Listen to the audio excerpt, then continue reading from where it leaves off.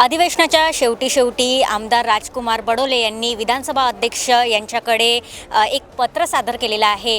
आपल्यासोबत संवाद साधण्याकरिता राजकुमार बडोले आहे। भाऊ, काय सांगणार तुम्ही आदिवासी आणि दलितांच्या प्रश्नाकरिता राहुल नार्वेकर यांना म्हणजे पत्र सादर केलेलं आहे, काय नेमक्या मागण्या होत्या त्यामध्ये? नाही, मुळातच माझा प्रश्नाचा विषय होता की या ठिकाणी भारतीय संविधानानं राजकीय आरक्षण, सामाजिक आर्थिक आरक्षण अनुसूचित जाती जमाती आणि बहुजनांना दिलेलं आहे। त्या दृष्टीनं अधिवेशनात पण या सगळ्यांचे प्रश्न मार्गी लागावे हे परमपूज्य डॉक्टर बाबासाहेब आंबेडकरांच्या संविधानानं निवडून आलेले या सगळ्या लोकप्रतिनिधींचे जे प्रश्न आहेत ते मार्गी लागावे अशी अपेक्षा असते।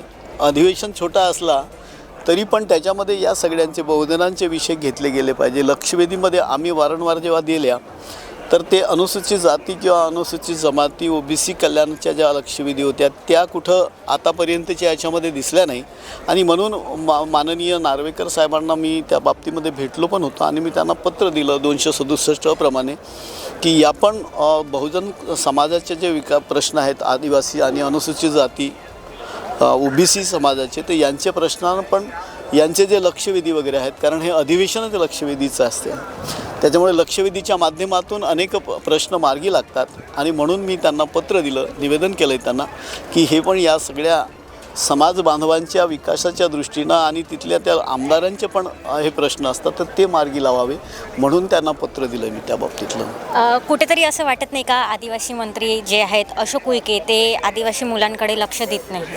नाही, असं नाही आहे, त्यांचं काम चांगलं आहे, परंतु निश्चितच आम्ही जेव्हा विधानसभेमध्ये काही प्रश्न मांडलेत किंवा त्या समस्या मांडल्या तर नक्की ते सकारात्मक पद्धतीनं कामं करतात। कुठेतरी आदिवासी मुलांची ही तक्रार होती? नाही, आदिवासी आता कसं आहे, तक्रारीचे तर अनेक विषय असतात, तक्रार करणारे करतातच, शेवटी सरकारनं त्याला न्याय द्यायचा असतो आणि त्या भूमिकेतून ते चांगलं काम करतात।